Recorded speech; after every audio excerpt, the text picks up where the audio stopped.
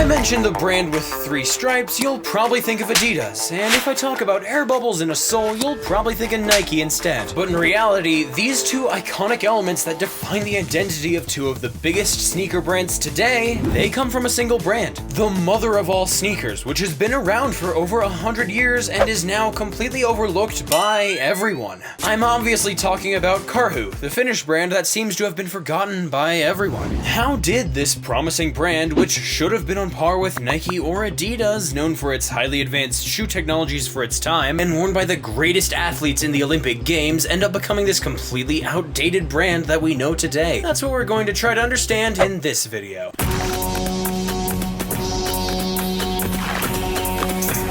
Hello everybody, my name is Welcome.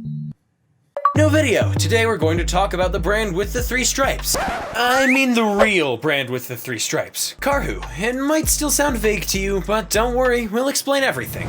Karhu was once among the top sports shoe brands, but over the years, with numerous competitors entering the market, the Finnish brand couldn't maintain its leading position. On the contrary, today it's far behind, and even if you think you're a die-hard sneaker fanboy, there's a good chance you've never even heard of this brand. Real talk, you gotta be ashamed of yourself.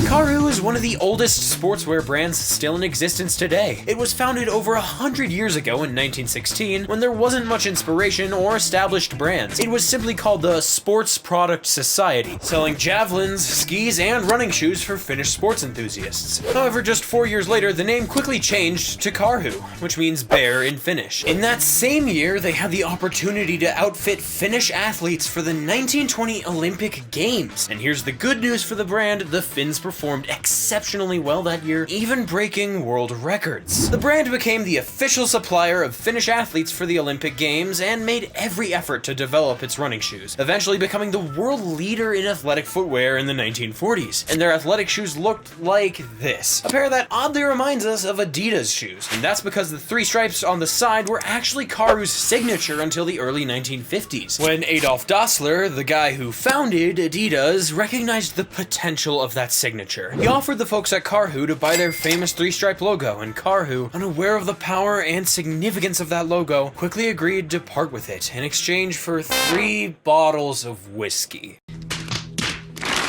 No joke, the logo was sold for a little cash and a few bottles of whiskey to a small German brand called Dassler Sports Shoe Factory, which was far from overshadowing Karhu at that time. And they had to replace their highly effective 3 stripes on the side, which today has made Adidas' name, with a simple M that didn't make the same impact at all and didn't achieve as much success. No more 3 stripes, now it's the M. A serious mistake for Karhu. But at the time, no one could have imagined just how much they had messed up. It didn't have much impact on the brand right away, and it was doing quite well. It continued its ascent, striving to develop its technologies. In 1976, they created their first game changer, an innovation for running, the very first running shoe with an integrated air cushion in the sole. To this day, it's one of their best-selling models. To give you an idea of the magnitude of this innovation and the success of the pair, they sold 1 million pairs in the first year alone in 1976 when it was released. And of course, it caught the attention of other brands like Nike, who also ventured into air bubble shoes. And as you know, winners write history. So when we talk about air bubbles and sneakers today, we naturally think of Nike, who released the Air Tailwind a few years later with similar technology, and then the iconic Air Max 1, which you all know with its visible air bubble and all the marketing surrounding that innovation. Brand new from Nike, a revolution in shoes, the Air Max. Now we're in the 1980s, the wild years of sneakers. However, it's the beginning of the decline for Karhu, which couldn't compete with all the new brands that had emerged, or the older ones that truly established themselves in the market at that time. But the brand didn't give up completely and continued to release new models. Karhu Albatros. During this period, we had the Karhu Albatross, which was supposed to compete with Nike's Cortez or Adidas' Stan Smith, and it became one of Karhu's best sellers. But for many, it remains a relatively unknown pair that didn't make its marks like the classics from other brands that we still wear today. When we think of sneakers in the 1980s, basketball shoes also come to mind, and even though Karhu now focuses solely on running and lifestyle, they also had their basketball pair in 1984. The Karhu Harlem Air, designed for the American market, it was released the same year as Nike's Nike's Air ship. And obviously, they dropped basketball because they couldn't penetrate that market. Fortunately for them, the pair was a flop.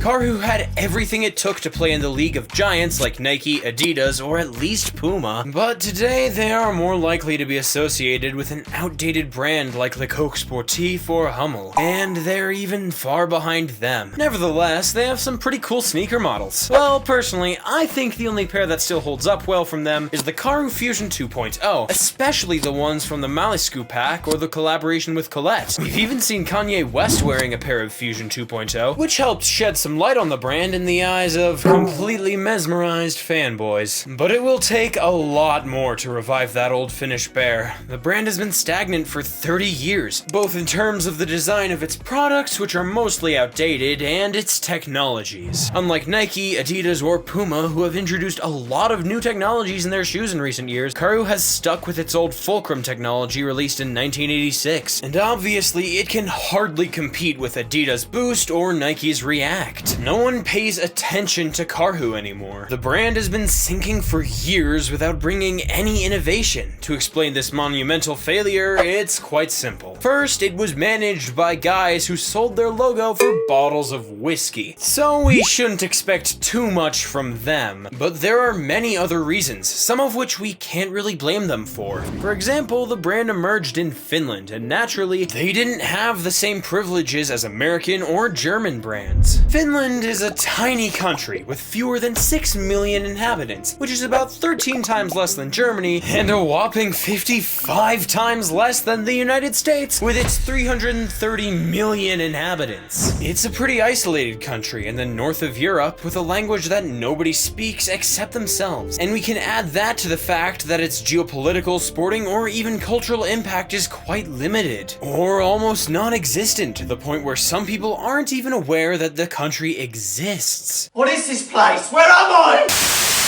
Nike was able to benefit from American pop culture by dressing actors in globally iconic films like Forrest Gump and his iconic Cortez shoes. Adidas equipped legendary football clubs like Bayern Munich and of course the German national team, which shines worldwide. On the other hand, the folks at Karhu couldn't rely on collaborators with such global influence. Even though they started years before everyone else, their focus on products or experience wasn't enough to compensate for the lack of global impact their brands had. They were also much less active in sponsorship and marketing, with very light advertising campaigns compared to the competition. In terms of sponsored athletes, they didn't have big names, and in the past 10 years, one of Karhu's biggest sponsorship deals was with the Italian Paralympic team of 2016. And as you can imagine, that's not enough to make a comeback in the game. In essence, Karhu's problem wasn't their product. They have always had quality products known for their performance. They have always been ahead of their time with innovative technology,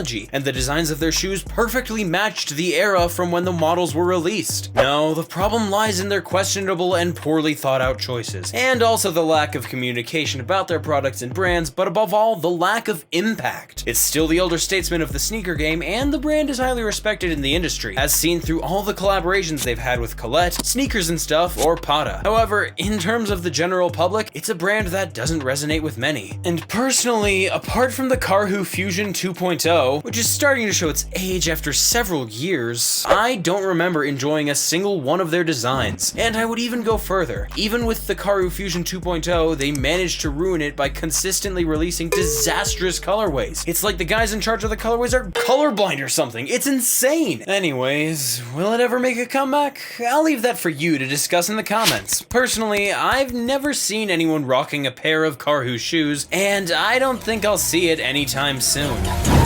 Now this shit got big to ever. I just hopped the jet, this shit go straight to Ella. Wish I done got rich than ever. Now I got these with bigger than ever. I been blocking shade, I sit under umbrellas.